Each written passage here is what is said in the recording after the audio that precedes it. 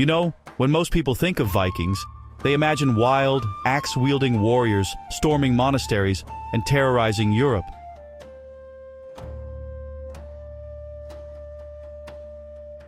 But history isn't that simple. By the end of the 10th century, something remarkable had happened. The Viking Age was coming to an end.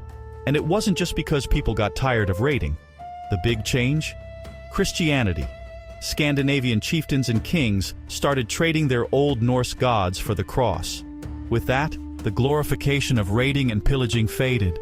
Suddenly, the same guys who once built their reputations on plunder were remodeling themselves as Christian kings, focused on ruling lands and building stable kingdoms.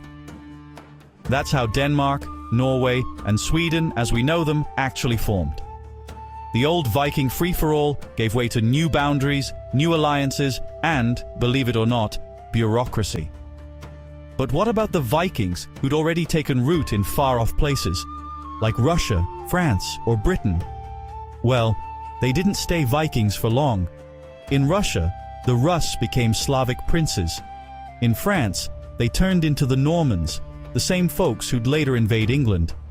And in Britain, those Norse settlers blended with the locals so thoroughly, you'd barely recognize them as former raiders. Here's the twist. While Europe adapted to the lack of Viking raids, all that pent-up warrior energy didn't just disappear. Instead, it found a new target, far from Scandinavia. The Crusades kicked off, sending European knights storming towards the Holy Land, looking for glory, loot, and maybe a bit of redemption. So, next time you think of Vikings, remember, they didn't just vanish, they transformed and changed Europe in the process. History's always more than just battles and beards.